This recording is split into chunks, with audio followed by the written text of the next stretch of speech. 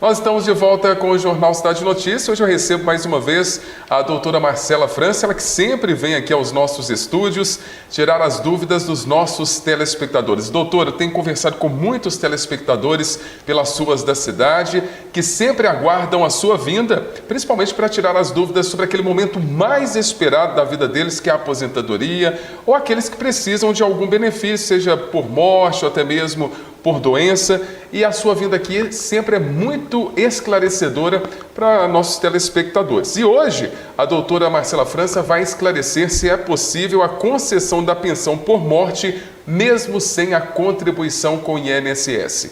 Doutora Marcela França, seja muito bem-vinda. Olá, Fábio. Olá, outra pessoa que está em casa. É uma alegria, como sempre, estar aqui novamente.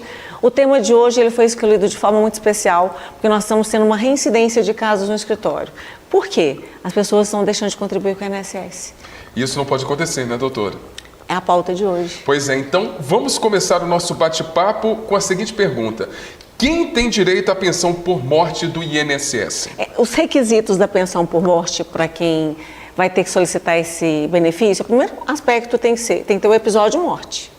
A pessoa faleceu, então a gente tem que verificar agora se ele tinha qualidade segurado no momento do óbito e se essa pessoa que vai pleitear essa pensão por morte, se ela está enquadrada como beneficiária. Então, esses são os três aspectos principais para a concessão da pensão por morte. Aí eu vou voltar na primeira pergunta, que eu adiantei ela.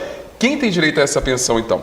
Quem tem direito à pensão por morte são a esposa ou marido, companheiro ou companheira, filho inválido ou com alguma deficiência e, se houver dependência financeira, os pais dessa pessoa que foi a óbito. Nós tivemos a reforma da Previdência, né, doutora? O que mudou na pensão por morte?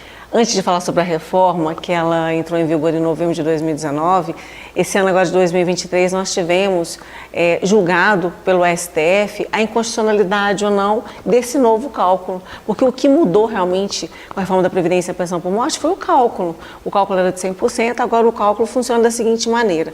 Suponhamos que uma senhora venha a falecer e ela tem uma renda de R$5.000 do INSS.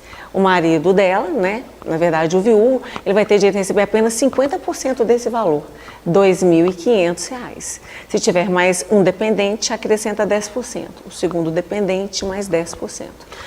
Doutora, pois é, esse cálculo, então, ele ficou, assim, prejudicial para quem vai receber essa pensão, né? Sim, então os institutos de previdência, os grandes institutos entraram, né, questionando essa questão no STF, a constitucionalidade desse artigo da reforma da Previdência, e o STF bateu o martelo, falou que sim, que esse cálculo está certo. Ou seja, não existe benefício menor que salário mínimo. A pessoa que faleceu tinha uma renda de um salário mínimo, nunca vai ser menor que o salário mínimo, mas se for acima do salário mínimo, o benefício vai começar em 50% do valor para o cônjuge, o companheiro ou os pais.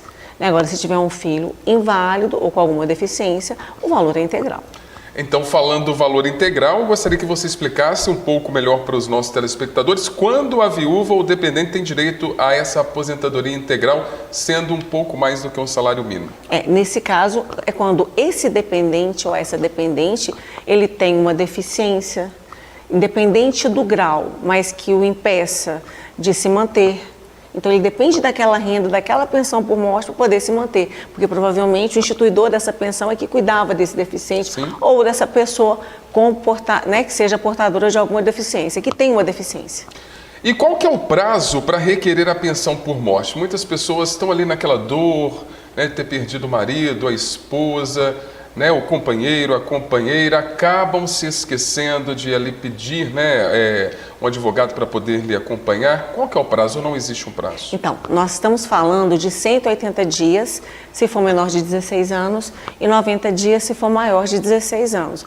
Acho que a gente pode observar que eu não sei já há quantos anos que eu já estou aqui frequentando o Grupo Cidade, né? Sempre trazendo informações para os telespectadores, você vê, não existe marasmo na seara previdenciária. Não. Toda semana, se hoje nós quiséssemos conversar sobre 4 ou 5 assuntos novos, diferentes do que a gente está conversando, a gente teria pauta. Então, a pensão por morte foi uma que sofreu realmente esse baque. Então, são 180 dias para o menor de 16 e 90 dias para o maior de 16 anos. Agora nós vamos, então, A pergunta que deu título à nossa entrevista de hoje, ao nosso bate-papo: é possível a concessão da pensão por morte mesmo sem contribuir com o INSS, doutora? Nós temos algumas situações. Eu coloquei as 3 principais, que são os mais comuns aqui na nossa região e no meu escritório.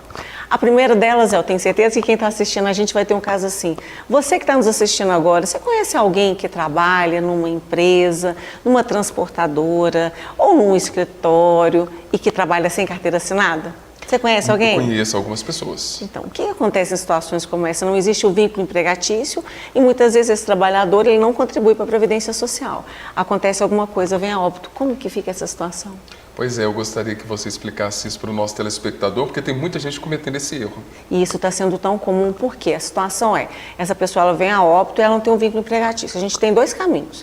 Aqui na nossa região, a gente comprova o vínculo empregatício na Justiça do Trabalho, sempre tentar de uma forma mais tranquila possível, para que essa empresa recolha as verbas indenizatórias, FGTS e as contribuições previdenciárias. A gente comprova o vínculo, está ali a comprovação do vínculo, vai a assinatura na carteira de trabalho.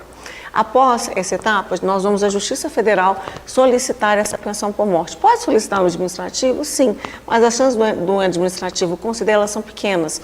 Então, muitas vezes, até na Justiça Federal, com todo o rol probatório da Justiça do Trabalho, a Justiça Federal pode questionar esse vínculo que foi comprovado na Justiça Federal, na Justiça do Trabalho, porque existe esse medo da fraude, né? Sempre existe esse medo de existir uma fraude.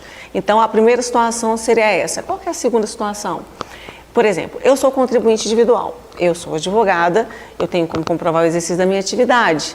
E se porventura eu ficar algum tempo sem contribuir com a Previdência Social? Se eu faltar, eu não tenho o quê? Eu não tenho qualidade de segurado. O meu filho, que poderia ser meu dependente, porque a minha filha é maior, ele não vai ter direito a receber. Para que casos são esses? São profissionais que você conhece, que às vezes vende o Avon, né? Eu acho que 50% das pessoas que estão nos assistindo agora trabalham dessa forma. De forma informal. Isso, de forma informal. E não contribui com a Previdência Social. Então, a gente tem a contribuição de 11% ou de 20% sobre o valor da sua renda, que seja um salário mínimo, mas que contribua para o INSS. Então, se essa pessoa vier a óbito, deixou a esposa, deixou o filho, ou deixou o marido e deixou o filho, deixou o dependente, deixou o pai, deixou a mãe, é importante que faça essa solicitação para o INSS para comprovar o exercício da atividade e o recolhimento dessas verbas previdenciárias. Só que muitas pessoas vão escutar essa informação aqui, não, liga no 35 e vai na agência da INSS, eu quero pagar para poder comprovar o vínculo. Não funciona assim, não é tão simples assim. É necessário que tenha a outorga do INSS, que é isso, que o INSS fale, olha, está autorizado, porque senão você vai fazer essa contribuição, vai fazer esse recolhimento em atraso, e corre o risco desse tempo não ser considerado como contribuição previdenciária para a pensão por morte. Então, por isso, da importância, né, da figura da advogada especialista em direito previdenciário para conduzir esse processo. O processo não é trabalho para amadores, nem mesmo processo administrativo. Então, essa é a segunda situação. Qual que é a terceira situação? Suponhamos, um pai de família ficou desempregado. O que ele faz? Ele é muito inteligente, assiste as nossas entrevistas aqui, ele fala, eu vou contribuir como facultativo baixa renda. Ele faz o cadastro no CadÚnico e começa a contribuir como facultativo baixa renda. Quem contribui como facultativo? Estudante, às vezes a pessoa está desempregada, normalmente contribui como facultativo. Ele passa um período sem contribuir e vem a óbito. Como é que fica a situação? A mesma do segundo caso. Nós temos que fazer o recolhimento dessas verbas com autorização do INSS, seja no administrativo ou no judicial, para ter a possibilidade de uma pensão por morte. Aí que você que está assistindo a gente agora pensa assim, mas é um salário mínimo, você pode pagar 5% do salário mínimo, que você está segurado, desde que seja baixa renda ou como facultativo, tem que ter esse cadastro, 11% ou 20% se você for contribuinte individual, que eu sou contribuinte individual, ou quando a pessoa não tem vínculo também empregatício comprovado, mas exerce uma atividade remunerada. É muito importante esse cuidado, não somente com você, mas principalmente, Fábio, o pessoal que tem casa, com seus dependentes.